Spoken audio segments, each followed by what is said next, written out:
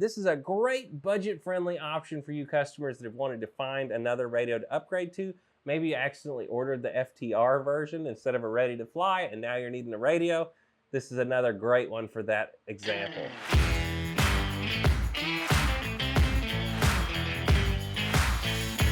Hello pilots, and welcome back to Motion RC. Today we have a little bit different video for you.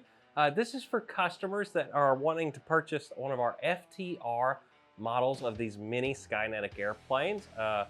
Now, whichever one you're choosing, if you're wanting to run a different radio with them, remember a ready to fly one is only going to work with the ready to fly transmitter unless you add the Futaba receiver into either one.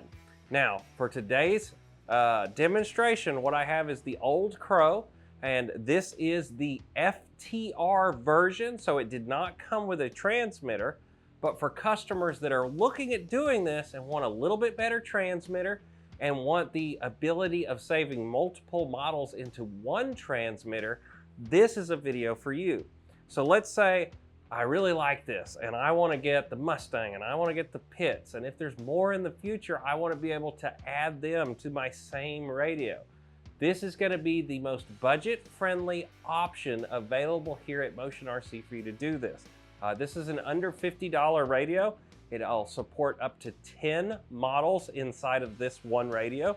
So you could have up to 10 of these different airplanes programmed to this one radio.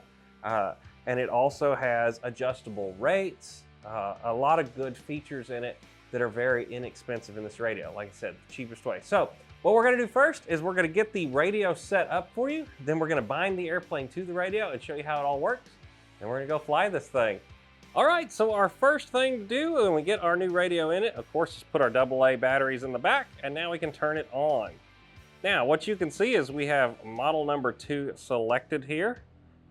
We are in airplane mode. Now, when you get yours, it's gonna come in helicopter mode. And the way we're gonna change this is we're gonna hit these 2 buttons until it brings up the selection.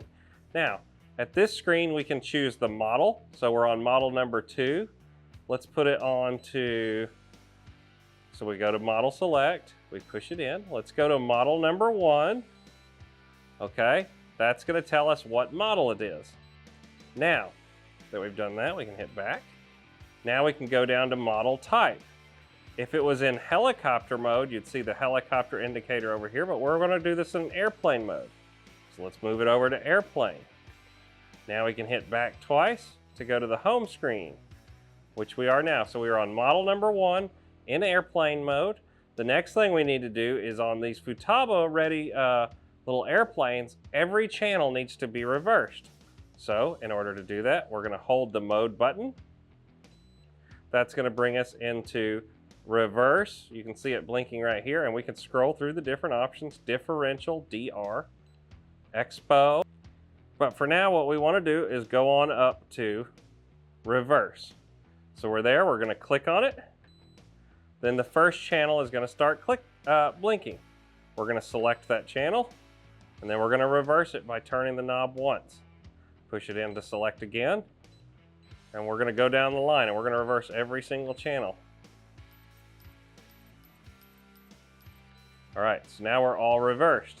The next thing we can check while we're setting here is our differential. So let's go back. Now it's going to start blinking. We're going to go down to DR. We're going to click right there. So now we have channel 1. If we flip it, we can see that we're switching between our 2 modes of differential.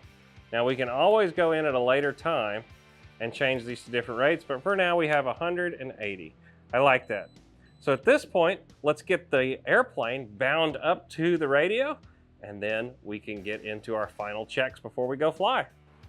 Okay, so at this point, what we need to do is get the wing off of our little Mustang. It's as simple as removing this Phillips screw from the bottom of the airplane.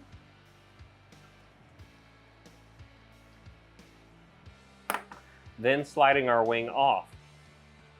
That reveals the inside of the airplane. Now that we've done that, we need to pull our Futaba receiver out. It's this little board that's inside of the airplane.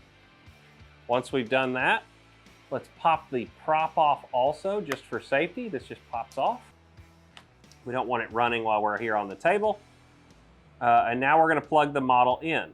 Once you've plugged the model in, you're gonna hold the little bind button on the top of this receiver.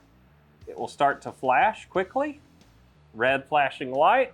Then we're gonna turn on our transmitter. The light should go solid. And it did. Now we can just give a quick wiggle of the control surfaces to make sure they're working. Yep, and everything is wiggling and working as it should. Now we can tuck our receiver back into the airplane, put the wing back on, and we'll catch up with you in a second when we go through and make sure everything's going the right directions.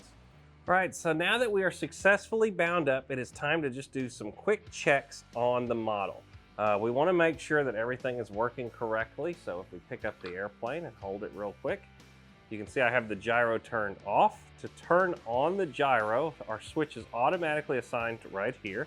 If we flip that into the up position, we are now in self-leveling gyro mode. So if we turn the airplane on its side, you can see that it's automatically starting to correct. This elevator or aileron should go up, making us come back to neutral. If we tilt it up the other way, same thing.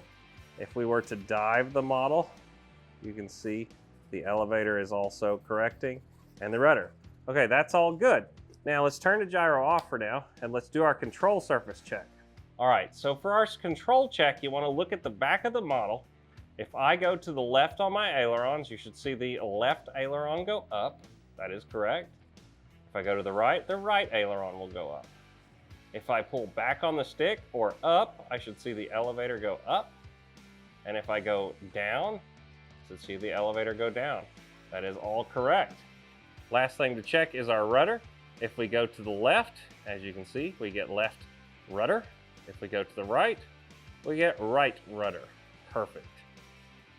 All right, so that's as easy as this is to set up our little XK transmitter to our FTR Futaba ready little Skynetic models. I hope you guys have decided to get some of these. It's really awesome. The only disadvantage I see with this is you don't have a 3-position switch. So if you were to go to one of the higher end Futaba radios, you will get 3-position switches. And you can actually assign your gyro mode, which is channel 5, to any 3-position switch, and then you'll get stabilized, self-leveling, and gyro off. Whereas on the XK radio, all you're gonna get is self-leveling and gyro completely off mode. The airplane still flies fantastic in those modes, but be aware that on a windier day, you're gonna have a hard time flying this in the gyro off mode. They're very small. We're talking like these are 60, 70 gram airplanes. So wind really does affect them getting tossed around without that gyro. So that's something I want to tell you is just remember these are great for the early morning or the late afternoon when you have the gyro turned off. If you're going to fly in the middle of the day, just put them in self-leveling mode and you can fly these around no issue. But yeah, anyway, this is a great budget-friendly option for you customers that have wanted to find another radio to upgrade to. Maybe you accidentally ordered the FTR version instead of a ready to fly and now you're needing a radio. This is another great one for that example. Well guys, as always, whether it's land, sea, or air, Motion RC has everything you want. Make sure you check out our Facebook customer community. If you're new to Motion RC, hit that subscribe button, and we're gonna see you in that next episode. Bye guys.